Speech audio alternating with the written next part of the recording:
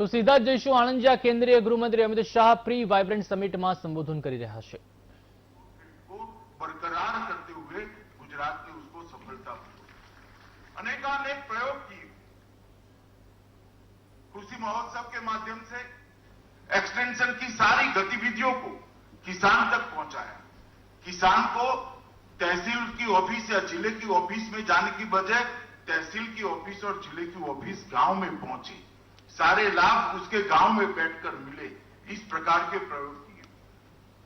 Micro irrigation को बढ़ावा दिया। गुजरात जैसे प्रदेश में इरिगेटेड लैंड को कई गुना माइक्रो इरिगेशन के माध्यम से बढ़ाने का काम किया। पानी जितना था इतना ही था, परंतु उसका उचित उपयोग कर वैज्ञानिक रूप से उपयोग कर अनेक गुना सिंचाई को बढ़ाया और 10% का कृषि का ग्रोथ रेट 10 साल से ज्यादा समय तक बनाए रखने का एक कह सकते हैं रिकॉर्ड नरेंद्र भाई के नेतृत्व में हुआ है। आज उन्होंने 2019 से देश भर के किसानों को एक अपील की है कि प्राकृतिक खेती को किसान अपनाएं।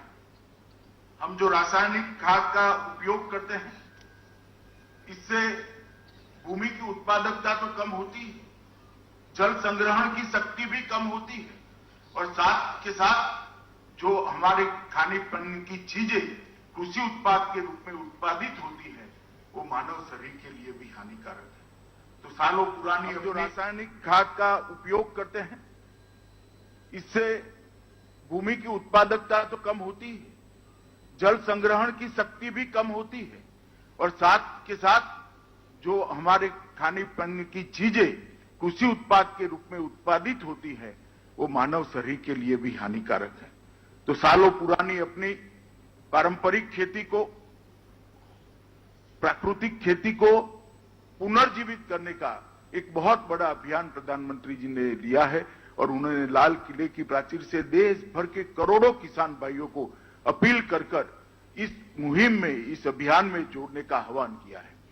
और जैसा कि हर चीज में होता है, मोदी जी किसी चीज का आह्वान करते हैं तो आह्वान मात्र से वो चीज वहां पर रुकती नहीं है। इसके लिए वो कार्य योजना बनाते हैं।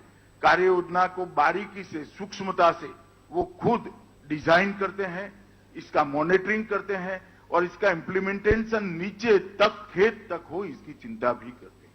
और आज का ये कार्यक्रम उसी का एक हिस्सा है। मित्रों, देसी गाय के, एक ही देसी गाय से 30 एकड़ भूमि का प्राकृतिक खेती हो पाए, 1 रुपये का भी खाद या कीटनाशक का उपयोग न करना पड़े, इस प्रकार का जो प्रयोग आचार्य देवव्रत और बाकी बहुत सारे कृषि वैज्ञानिकों ने आगे बढ़ाया है, इसको बल देने का एक काम है। देसी गाय का गोबर, उससे बना जीवामृत वो केचुए बनाता है और केचुआ वैसे खाद की दुनिया की सबसे बड़ी फैक्ट्री है। एक केचुआ खाद बनाता है जितना, इतना शायद कोई यंत्र भी नहीं बनाता। केचुए को पुनर्जीवित करने का ये जो अभियान है, जिसके कारण जमीन की जल संग्रहण की शक्ति भी बढ़ेगी और एक कुदरती खाद जो केचुए के माध्यम से आता है, उससे भूमि की उत्पादकता बढ़ती है, खर्च भी खेती पर कम होता है, भूगर्भ जल संचित होता है और हमें ऑर्गेनिक प्रोडक्ट खाने के लिए जो शरीर को हानि नहीं करती है, ऐसी मिलती है। और ये देश और दुनिया में आज की मांग है कि ऑर्गेनिक कृषि उत्पाद को बढ़ाया जाए।